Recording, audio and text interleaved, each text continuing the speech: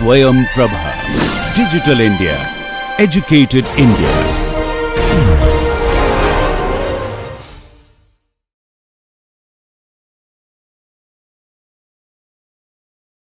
Today we are going to see another important topic called hydrographs in CE 401 Water Resources Engineering. Hydrographs are nothing but the graphical representation of the observed discharge or observed runoff or observed stream flow at a given location. Right? I think we have heard this word hydrograph several times. Depending upon this hydrograph only, the rivers are classified as perennial, intermittent, the ephemeral. Right? Now let us see what is hydrograph and what is the use of these hydrographs. Right? Hydrographs are nothing but a graphical representation, as I said, between discharge and duration of the discharge. So rainfall after initial losses and infiltration losses are met reaches the stream as runoff. There is a time lag between the occurrence of rainfall and the time when it reaches the runoff or when it passes through the gauging station. And hydrograph is the response of a given catchment to a rainfall input. Okay, so hydrograph is nothing but a graphical representation of observed discharge over duration. It is similar to our hydrograph. Hydrograph is duration of rainfall versus rainfall intensity. Here it is duration of flow versus discharge rate. So hydrograph due to an isolated storm means a single rainfall of X centimeter is typically a single peak with skewed distribution, right? And these hydrographs are commonly called as storm hydrographs, flood hydrographs, or simply hydrographs. So an observed hydrograph consists of three components. One is runoff due to surface, that is immediate response, then interflow, then base flow. Interflow is runoff due to current rainfall itself, but which has entered into the earth as infiltration and then reaches the stream. Base flow is due to previous rainfall. That runoff is called as base flow. So these are all the various components of runoff. I think this we have seen almost all processes we have seen. Precipitation, when it falls on the earth, first it takes the interception, then surface storage detention, then it reaches the earth. Infiltered water may go as a percolation or seepage. Then over and above this infiltration loss, the rainfall starts to move over the land, called as overland flow or sheet flow. And this sheet flow joins together from two different slopes, then starts moving in a stream, and that we call it as stream flow. Now you can see that the water which has infiltrated moves along the slope of the earth and joins as the springs with the current runoff itself, that is interflow. Another one which joins with percolation, go deep, joins with the groundwater and then joins with the stream, that is called as base flow, right? Because it takes longer time, so that runoff which joined through groundwater may not be due to the current precipitation. That's why we call that as base flow. So when I plot the duration of flow in x-axis versus the discharge, I can see when there is a rainfall, this blue color is the rainfall hydrograph, immediately there will not be increase in the discharge as the time starts after the rainfall flows. Initially there is a small amount of discharge flowing through the river, and then due to this rainfall there is an increased discharge, and this discharge increases in an linear non-linear fashion. This is a combination of linear and non-linear. As the time increases, the discharge also increases and rainfall continues. So when the rainfall stops, by the time the water takes long time to reach particular point, but still it continues to increase the discharge. and reaches a peak value. And the point at which the rate of discharge reduces but still increasing is the first point of inflection. B is the first point of inflection. C is the peak discharge. That means even the furthermost point also contributed to this discharge. Then rain still stops. Now rainfall starts receding. When there is a continuous rainfall beyond the time of concentration, then there will be another point of inflection called as D. And this segment from B to D is called as crest of the hydrograph. And then the limb where the discharge reduces is called as falling limb. So these are all the three curved portion. One is the rising limb where the discharge is increases, and then the crest from one point of inflection to another point of inflection B, D with a peak at C, and then a falling limb where discharge reduces. And this reducing discharge may join the original discharge or maybe slightly more than the previous discharge of the rainfall. Now this is the graphical representation, but when we go for analysis, right, the distance, that is the time distance from the center of gravity of this hydrograph to the peak discharge is called as lag time, right, or also sometimes called as basin lag, because there are certain authors who says that center of gravity of hydrograph and the center of gravity of hydrograph is called as basin lag, but estimation of center of gravity for this hydrograph is much easier than this curved two-dimensional plot. So that is why several authors says that up to the peak is the basin lag or lag time, right? When the farthermost point also contributing to the runoff, but still rain is continuing with the same intensity of rainfall, then the hydrograph will take a constant discharge. And then when it rain stops, then it goes down. But this one is an discharge for an isolated storm. That means there is no rainfall, and there is a rainfall, and after some time there is no rainfall. That is an isolated storm. These are all the various elements of hydrograph, right? And this is still much more intensified distance or intensified components of hydrograph. But whenever we need to draw an hydrograph, we have to draw this hydrograph also. But there is a difference between this hydrograph and the hydrograph. See, this hydrograph is current rainfall. This hydrograph runoff is due to current rainfall as well as past rainfall in the name of base flow. So when I want to derive a relationship between current rainfall and current discharge, I need to subtract this runoff due to previous rainfall. That is called as base flow, and that process is called as base flow separation. Okay, there are two ways. One is either for the current rainfall also, not all rainfall are contributing for this runoff. There is a infiltration loss.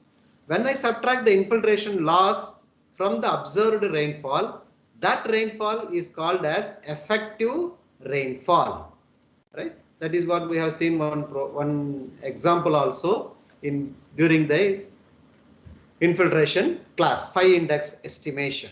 Right now we will see in detail what are all the methods available to separate this groundwater flow. So before going into this groundwater flow separation, there are 5 time periods in an hydrograph. The first time period is time to peak. Time to peak is nothing but from the center of gravity of my, or time to peak is center of the starting point of my hydrograph to the peak discharge.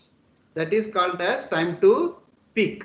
Then I told basin lag, TL, you see center of gravity of my hydrograph from this X to the center of gravity of hydrograph. That is called as lag time or basin lag. Sometimes we consider time to peak also as basin lag, since it is very difficult to estimate this center of gravity of hydrograph. Okay. Then time of concentration is the time period during which require the farthermost rain which has fallen at the extreme end reaches the fourth time is the duration of rainfall, TR. Then the last time is the base time. That means the response where the runoff starts point B to the runoff reaches a constant value, that is E. This time distance is called as base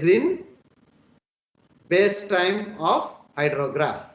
These are all the 5 factors. Then this, for a given discharge, the hydrograph shapes differ because various factors affects the shape of this flood hydrograph. I have broadly classified this into two. One is physiographic factors. They are all mostly the basin characteristics, and then the climatic factors. I think in climatic factors it is precipitation, that means mainly its intensity, duration and magnitude, and also movement of the storm, in which direction the storm is moving. The second climatic factor is the initial loss and the evapotranspiration. Right? These are all storm characteristics. When it comes to the basin characteristics, what are all the basin characteristics we have studied? Shape, size, slope, nature of the valley, elevation, drainage density governs this shape of this hydrograph. Not only this, the infiltration characteristics. That means infiltration characteristics is combination of rainfall intensity and geological type, right? Geological condition like land use, land cover, soil type, lakes, swamps and other storages, as well as antecedent soil moisture condition. The last point which governs our flood hydrograph is the channel characteristics, the cross section, roughness, storage capacity, etc. We will see a few important points which governs very high. For example, the shape of the basin, right? We have seen leaf shaped. The A is a leaf shaped basin. That means initially when water falls, right? Here the assumption is the rain is uniformly falling on the entire basin. Then in this leaf shape, suddenly all this is fan shape. All the basin, more area starts contributing, and then as the time increases, the contributing area goes on reducing. That is why the peak is achieved at faster rate and then starts going down. Whereas in leaf shaped, initially very small area is contributing, and then as the time increases, more and more area contributes. Right? That is why there is a skewed shape. When I have multiple shape, then I will have multiple peaks irrespective of isolated storm. This is how the shape and size of the basin affects my flood hydrograph.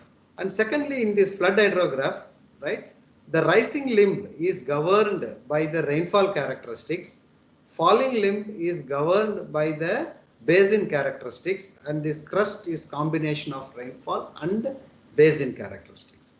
If we can say that A to B looks like linear and D to E also looks like linear, but the crust is highly non-linear relationship between rainfall and runoff. Okay. So this is how the shape of the basin and size of the basin governs the shape of my hydrograph.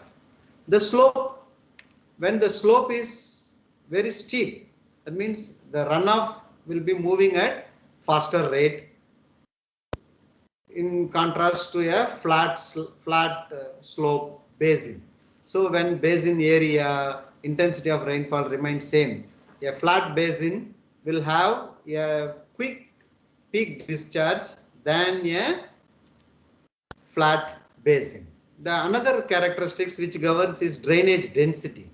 When a basin has high drainage density, that means length of the basin per kilometer square is very high.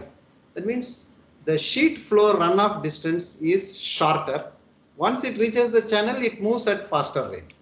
Thus, the rainfall runoff intensity increases with increase in drainage density. That's why for a very high drainage density basin A, right, we have a quick peak, whereas for low drainage density basin we have a slow increasing. But altogether, if the rainfall intensity is same, basin is also same. Only there is a change in this, the total volume also remains same, right? So that's what we have written. The rising limb is governed by climatic factors and recession limb is controlled by basin characteristics. Land use, this is the most important factor which is now governing the flood hydrograph shape, right? Vegetation and forest increase the infiltration and storage capacity and retards more overland flow. So that is why we call a well forested high density peat soil area as a bad catchment, because for a given rainfall you have less runoff. Whereas an urban area which is completely paved, there is no infiltration loss and it is well smooth network and large drainage density. For the same given rainfall, you will have a quicker peak discharge and discharge moves at faster rate also, right? Let us see how it works, right? I think climatic factors everybody knows. High intensity rainfall, you will have more discharge, and also low intensity with long duration also you will have more discharge, right? Direction of the storm I have already explained. When the storm moves from mouth of the basin towards your end of the mountain or end of the basin on the other side, then the rainfall goes on increasing. But when it starts from the ridge and reaches the measuring point, then the runoff also slowly increases and then reaches their peak value. That is direction of storm. Okay, let us see how this land use works. So I have made an animated in PowerPoint itself. Please observe one, the rainfall and its intensity. Second, the flow rate, right? The rate at which water is flowing and the hydrograph. Groundwater level increase and the time of travel, right? Now I have a basin. This is a constant basin. Before urbanization, all area is green. And this is the major stream of order 1, order 2, right? Now it is raining, right? Now what happens when it falls on the ground? First it has to meet the initial abstract, then depression storages, sheet flow, and then reaches the stream. And stream is a natural stream. It moves at very slow rate, right? Because there is a resistance to the flow in the rivers. Okay. Now when I am, and also please observe in the bottom the groundwater increase. The groundwater is increasing. Okay. Now when I measure the discharge at the end of the basin, right, the, the discharge hydrograph will look like this, right? Right. And this is my peak discharge for the given rainfall intensity. Why? Because these are all the hydrological processes happening. Rainfall, right? Initial loss, depression storages, evapotranspiration, infiltration, interflow, surface runoff, and this is my hydrograph. So when I want to design any hydraulic structure or any stormwater drainage, I consider this Q max to design it and then construct a causeway or whatever the bridge it is. Now, the scenario is going to change after 50 years or 60 years. Please observe now the rainfall. It will look like the same. Please observe the runoff rate, right? And also infiltration, that is groundwater level increase and time of travel, right? Now, my entire basin has become urban. Okay, urban means what? It is completely paved and road will have roadside stormwater drain and they are connected to this mainstream. Now it is raining. The rainfall intensity is same, okay, of previous case and this case, because that's a common base. Now the moment water falls on the earth, it is collected very quickly by the local stormwater network and then it reaches the river. And river is also trained and it moves at faster rate to the basin outlet. Since we have completely paved the ground, there is no infiltration and there is no increase in groundwater level. That is why I have given two pictures at the bottom. One is an catchment before urbanization, and this is catchment after urbanization. We have all hydrological processes before urbanization, and we have only rainfall and then direct runoff. Now if I measure the discharge at this point, how it looks like? This is what? Right? What are all the variations it has happened? Right? What is its implication? First one, a bridge or a culvert which was sufficiently discharging a quantity before urbanization is now flooding. Why?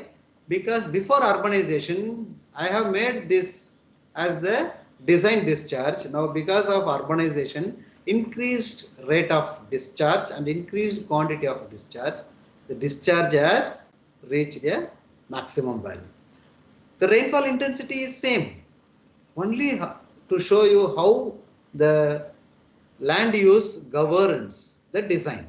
That is why many of the culvert in urban areas, after complete urbanization, the culvert starts overflowing. Okay. The first change is increase in discharge. That means the volume of water flown over the earth will be more in an urban catchment than a forested catchment. Second one is the peak discharge, right? The peak discharge is less in urban in forest catchment than the urban catchment. The third point is time to peak. The time to peak is at a faster rate in urban catchment, but it is slower in the forested catchment, right? Then the fifth one is the base time, right? You can see for a forested catchment, the base time is longer. That means you feel that the water in the river is flowing for a very long period. Whereas in urban catchment, the base period is very small. That means very quickly the large volume of water will flow over the catchment at a measuring point. These are all the changes in the shape of hydrograph just due to urbanization. Like that, you can find the changes in this hydrograph shape for different characteristics, right?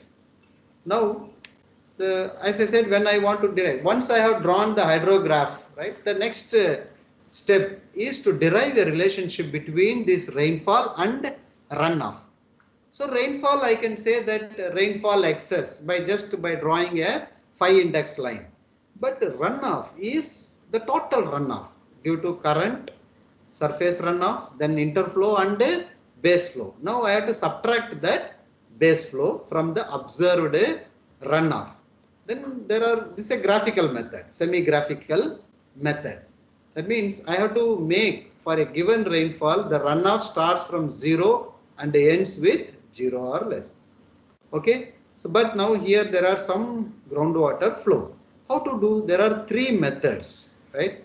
The first method, second and third method. We will see one by one, right? The first method, I assume a constant base flow.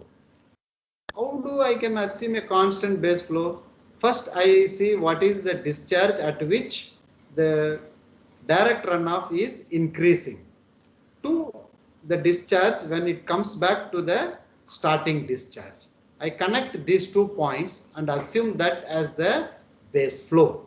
It need not be straight line, it can be inclined also, but it is a point of increasing the discharge from A to the discharge where it comes back to the original discharge. This is very simple, and this is widely used when the catchment is an average catchment. The second method is constant slope method. What is this constant slope method? If the basin retains, right, less runoff, if the basin retains more runoff, that means the discharge due to base flow is more and more, right? Then what I do, from the peak discharge, I find a time point C by using n days. It's an empirical relationship. This n is nothing but which is equal to b into a to the power of 0.2. B is sometimes a regression constant, empirical equation. which is approximately equal to 0.82 or 0.83. Right? Now substitute this. This will be N is in days, A is in kilometer square. A is catchment area. Right? It's a dimension. It's an empirical equation. Now when this comes in days, if you have measured hydrograph in hours, convert the day into hours, you fix the point C.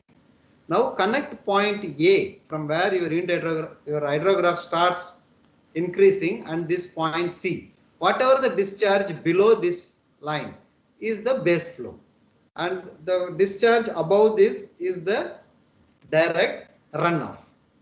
Okay, so this is one method. In this case, what happens? You are giving more observed runoff as the groundwater. The third method is a concave method. That means what happens? First, extend this previous recession curve continuously until the point where it reaches my peak discharge B. Now from B you join this point which you have estimated using N days C. So whatever it is below is the base flow, and whatever is above this curve A, B, C is the direct runoff. Now, these three methods are available, but we have to judicially use one method for a given catchment, whether it is a good catchment, average catchment or bad catchment. Right? Good catchment means what? Less losses. So which figure has more direct runoff? We have to find out whether increasing the recession limb. So direct runoff, the third method, concave method, will give you more runoff. That's it for a good catchment. A and D is for average catchment. A and C is for bad catchment. That means less direct runoff. Okay, these three methods, once I subtract this, then whatever the runoff above these lines will represent direct runoff. But this direct runoff is due to the excessive rainfall excess or effective rainfall. I think this we have done in the previous classes. Rainfall excess is nothing but it is the rainfall which contributed for direct runoff. If I know the phi index of the basin, draw the phi index, that is average losses. Whatever the rainfall intensity above this phi index is nothing but the rainfall excess. And the depth of this rainfall excess should be equal to this depth of direct runoff. How will you find out this depth of direct runoff? You estimate the area of this diagram, divide it by the basin catchment.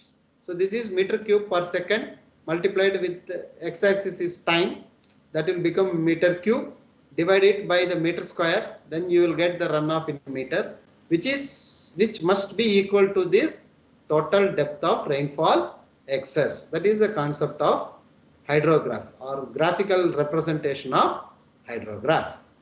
Okay. Now let us see, right, how to derive this rainfall excess from a given hydrograph and a hydrograph, right? So please note down this problem. A storm over a catchment area 5 kilometer square had a 14-hour duration. That means the rainfall has happened for 14 hours. The catchment area is 5 kilometer square and the mass curve of the rainfall is given. If phi index is 0.4 centimeters per hour, determine the effective rainfall hydrograph and volume of direct runoff. Now how will you find out? Here I am measured the rainfall at every 2 hours and this is accumulated rainfall. Now let us draw a, first find out what is the rainfall depth at every 2 hours. So you subtract from the accumulated to get the rainfall at every 2 hours. So 0 hours is 0, for 2 hours it is 0.6, for 4 hours, up to 4 hours it is 2.8, only between 2 to 4 it is 2.8 minus 0.6, 2.2. Like that you go on subtracting it from the previous values, you will get depth of rainfall at a given every 2 hours. Phi index is 0.4 centimeters per hour, but here it is for every 2 hours, so it is 0.8 centimeter per 2 hours. Okay. Now rainfall is constantly happening, but effective rainfall is the one which contributed for runoff. That means rainfall should be more than the 5 index. In the first case, it is zero point 0.6 and zero point 0.8. So losses are more than the rainfall. So there is no effective rainfall. So you go on subtracting when the value is positive between the depth of rainfall and 5 index. That is the effective rainfall within that 2 hours time period. Right? Like this, you can see here at 10 between 8 to 10 hours, depth of rainfall is also 0.8 centimeter. 5 index is also 0.8 centimeter. So effective rainfall is basically 0. So now last hours also you can estimate. Now when I draw this hydrograph, oh okay, before that this is effective rainfall for every 2 hours. Then what will be the rainfall intensity? Rainfall intensity is always depth per time, unit time. So it is for 2 hours, for 1 hour divided by 2.7 centimeters per hour, 0.8 centimeters, 0.35. Now you draw a hydrograph. Right? X-axis is time, y-axis is the rainfall intensity. Okay. So now to find out the direct runoff, if I add all this rainfall depth multiplied with the catchment area, that is the total volume of runoff. So now to find out this total depth, it is 0.7 all the rainfall intensity into 2 hours, right? Or otherwise you have to find the area of each bar, right? Area of each bar in this bar chart, find out the area of each bar, that is 2, the x-axis is 2 hours, y-axis is 0.7 centimeter per hour. Then if I want it in centimeters, you multiply this 0.7 into 2 hours, right? Length into breadth, that will be 1.4 centimeters. Then 1.6, 0.7, 0.9. If I add all these things, that will lead to 4.6 centimeter. So the effective rainfall or the rainfall which is converted into runoff is 4.6 centimeter out of 9.6 centimeter of my total rainfall. Okay. Now what will be the volume of runoff? Depth into area of the basin. So that is why 23,000 meter cube is the total volume of runoff. Okay. So this is how you can also estimate volume of runoff from your rainfall excess. Okay. So this is another problem where to estimate the rainfall excess. Okay. Now here in this case I have not measured the rainfall, but I have measured the runoff. Okay. Very interesting. See, I have rainfall of 3.8 centimeter and 2.8 centimeter occurred in 2 consecutive 4 hours. That means totally 8 hours over an area of 27 kilometers square. We estimate the rainfall excess and 5 index from the measured runoff, not from the rainfall observed. So this is my observational time period. Minus time represents prior to the starting of discharge, right? So then at 0 discharge, the observed runoff is 5. Then at 6 hours, it is increased. So then it is goes on increasing and then decreases and reaches a value of 4.5 meter cube per second after 60 hours. Now in this case, it is starting with 5 and ending with 5. So I considered the base flow a constant method, right? 5. And then the direct runoff is nothing but observed runoff minus base flow. So this is my direct runoff. So these are all the steps. Draw the runoff hydrograph, right? I have drawn the runoff hydrograph. Here I have considered the base flow as constant 5. Then for every observed time, estimate what is the direct runoff. You can use any method of base flow separation. Okay. Then the fourth step is to calculate direct runoff hydrograph. That means the hydrograph from this point 0 to this C, 0 to 0. So suppose if I subtract 5, it starts with 0 and ends with 0 discharge. That is called as direct runoff hydrograph. Now estimate the runoff depth. How do you estimate the runoff depth? It is nothing but the area of this graph, right? Area of this graph, right, divided by area of the catchment. But how to find the area of this two filamental area? You can find Simpson's rule or trapezoidal rule. Trapezoidal rule is what? You take the time discharge between 0 and 6. Make this as a average rectangle, right? So it is 0 plus 8 by 2 into this 6 hours.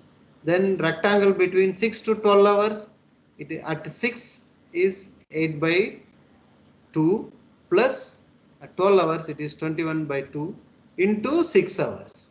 So if you go on estimating for the smaller and smaller rectangle and then add, then which will be equal to the cumulative of all the algebraic sum of all the ordinates. See this values observed runoff at each time step is called as ordinates. Algebraic sum of all the ordinates into the incremental time 6 hours. So the x-axis is in meter cube per second. This is in hours. I am converting that into seconds. So this is the total direct runoff volume.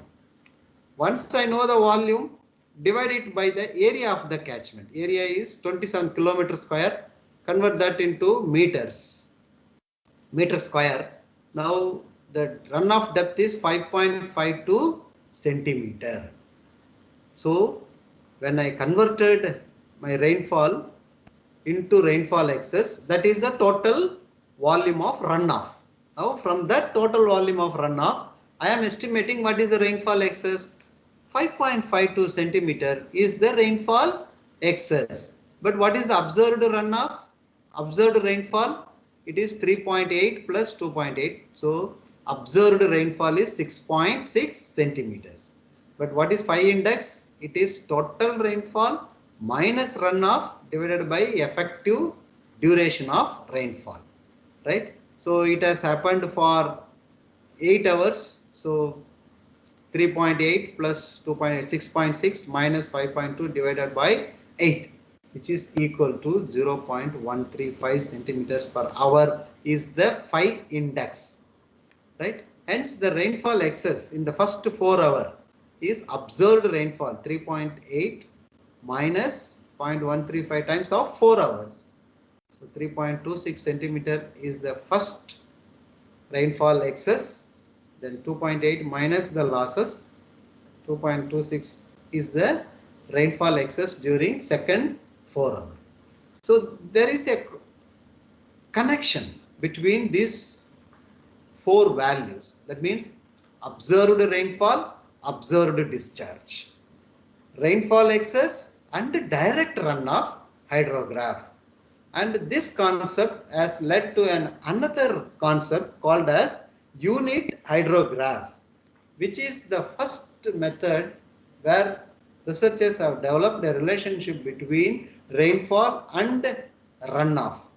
And that concept is called as unit hydrograph. For example, in this case, previous case, the rainfall excess is 5.52 centimeters. And this is the direct runoff.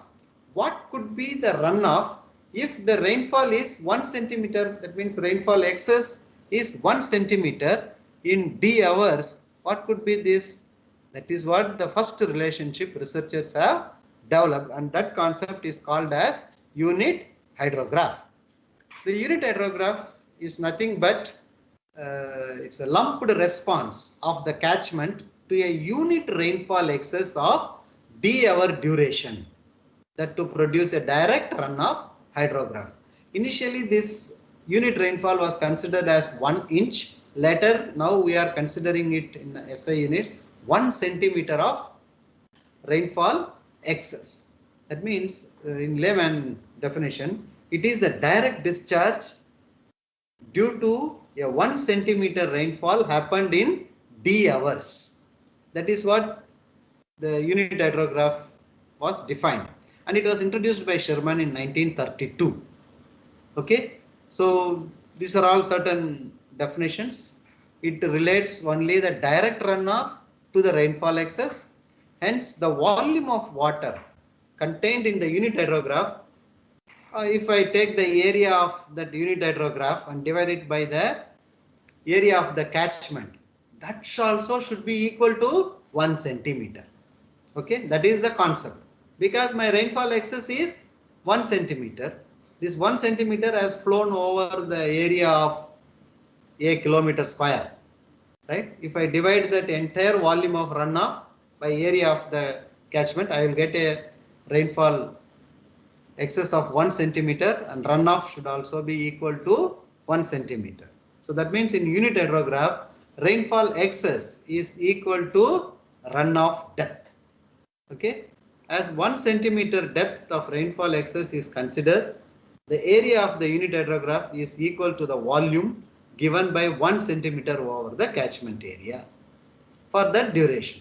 So the rainfall is considered to have an average intensity of rainfall excess of 1 centimeter per hour for a duration of d hours. Okay, then the major assumption is the rainfall is uniform all over the catchment, right? That is basic assumption. The other two important assumptions in this is time invariance. The first one is time invariance. That means since this is a direct relationship between rainfall excess and runoff, it doesn't bother when this rainfall excess happens, whether it is in January month, February month, or whatever. So it is irrespective of the time period when it occurs. Okay, so that is the success of this unit hydrograph. That is time invariance. Second is linear response. Linear response means, suppose if this is the runoff for 1 centimeter, for 2 centimeter rainfall, how much will be the runoff? It is 2 times. For 5 centimeter, it will be 5 times. That means the relationship between rainfall and runoff is linear. Here in this case, it is rainfall excess versus runoff depth is linear. Okay, these two are the major basic assumptions of unit hydrograph. Where these unit hydrographs are useful, suppose if I have not measured the discharge, but I have measured the rainfall in my catchment area, then I can draw what could be the hydrograph at the measuring point. Okay, discharge measuring point. How we can do that? That is what we call it as linear response.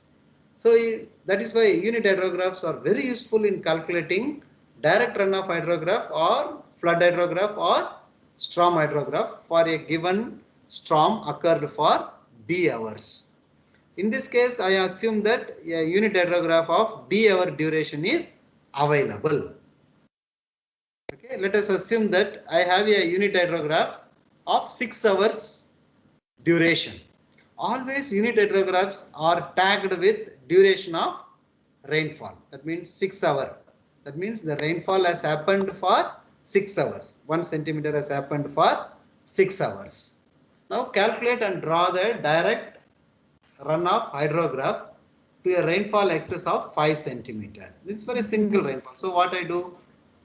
I just multiply all the ordinates by 5 centimeter, and then I draw this. This is direct. Blue color is the unit ordinates of unit hydrograph, and this red line in the graph is the ordinates of direct runoff hydrograph. To get the flood hydrograph, you can add the base flow between 0 time to the 72 hours and then plot. That will give you the flood hydrograph. It is not this much helpful only. It will be helpful in complex storms. What is complex storms?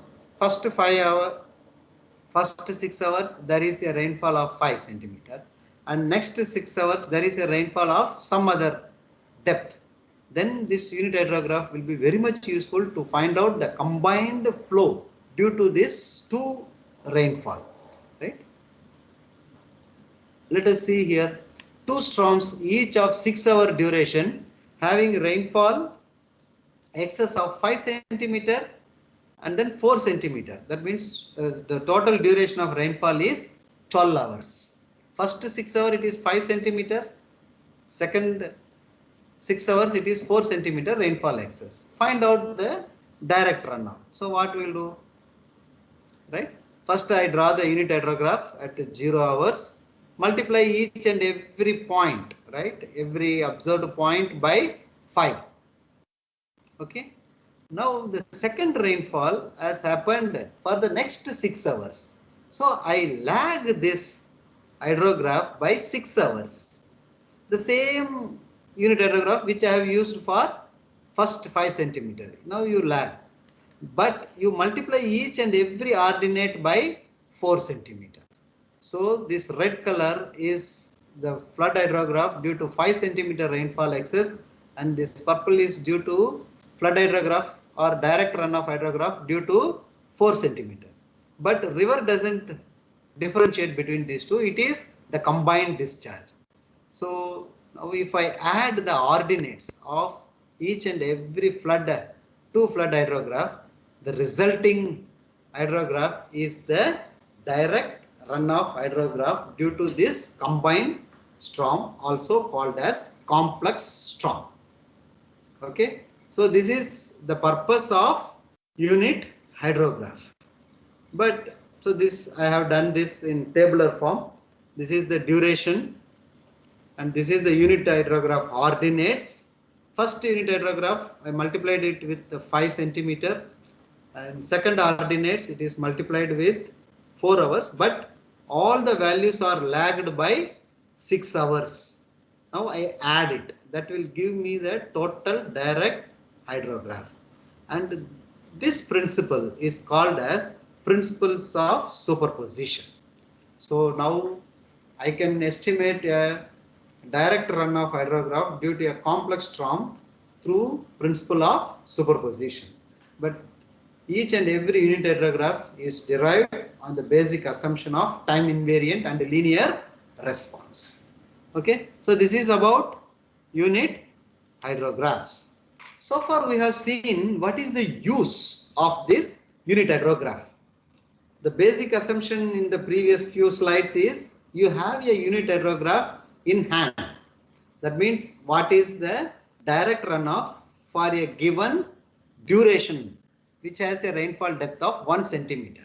But when you are at a higher position, then you should be able to derive that unit hydrograph. Right? How to derive this unit hydrograph? To derive the unit hydrograph, first we have to observe the flood hydrograph for longer and longer period, right? And select a particular flood hydrograph which has happened from an isolated single storm or simple storm, right? That means there should not be any rainfall previous time step and also rainfall after your rainfall. Then what is the response of your catchment for this simple storm or single storm? And also we have to look whether this rainfall has happened uniformly over the entire catchment area. Okay, so then we can start drawing or deriving a unit hydrograph. The first one is how much should be the duration of rainfall. Suppose if I have 10 such single storm, which one I have to pick up first? So simply you can have a thumb rule. The duration of rainfall should be minimum at least 1/5 to 1/3 of the basin lag. Okay. This basin lag you could estimate from your flood hydrograph. Then the duration of rainfall is this much. You can take it. The second one is the rainfall excess of the selected simple storm should be more. The range of effective rainfall varies between 1 centimeter to 4 centimeter, or sometimes it's a preferred one. If it is not there, then you have to go for slightly larger values. But don't go below 1 centimeter. Then that will become very difficult to convert it into other forms. Okay, later we'll see. So minimum should be minimum 1 centimeter should be the rainfall excess. Right? Let us see the steps in the derivation. Okay, so these are all the 7 steps. First, collect the rainfall intensity, duration, and runoff values over the period of time for a simple storm. Now you plot the hydrograph as well as hydrograph. When you plot, you will come to know if there is any base flow. Use any one of the 4 methods to find the 3 methods to find the direct runoff. Then find the volume of direct runoff. That means area of the direct runoff hydrograph divided by area of the catchment will give you the runoff depth, which is equal to your rainfall excess. Then divide each and every ordinates of your hydrograph by this rainfall excess. Then the resulting ordinates of the hydrograph is called as unit hydrograph. Now let us see this simple method, but this is very powerful method. This is the starting point, right? Spark for the hydrologist to derive a relationship between one hydrological processes to the other hydrological processes, right? The second one is the possible rainfall events, right? I think we'll come back to this. Now I said we are going to do only for single storm, also called as simple storm, happened for d hours, or you can derive it from a complex storm or multiple storms. That means R1 for d hours, R2 for d hours, R3 for d hours. That is also called as complex storms, or varying storm depth and varying duration also. We will see first one single storm of d hour duration. I am taking example of the same 6-hour duration. Here the observed flows from a storm of 6-hour duration on a stream with a catchment area of 500 kilometers square. Derive the ordinates of 6 hours because the rainfall has happened for 6 hours. So first what we have to do? First draw the flood hydrograph, right? This is the flood hydrograph. Now estimate the base flow. In this case, the runoff starts from 0 and ends at 0. That means there is no flow before the rainfall and after the rainfall. So base flow is 0. Now I am calculating the direct runoff. Direct runoff is what? Observed flow minus base flow. So it is almost same. Then the second one is estimate the volume of runoff.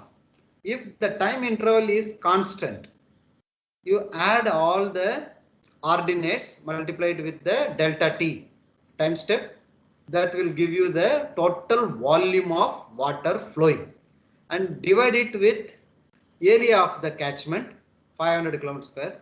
You will get the rainfall excess, or also called as runoff depth. See, if this much runoff has happened for a rainfall of 4.32 centimeter, how much will be the runoff for a depth of 1 centimeter in 6 hours? You simply divide each and every ordinates by 4.32 centimeters, right? Whatever the resulting discharge is the direct runoff hydrograph due to 1 centimeter rainfall for 6 hours over an entire catchment of 500 kilometers square. So the last column is called as ordinates of unit hydrograph of 6-hour duration for this catchment of 500 kilometers square.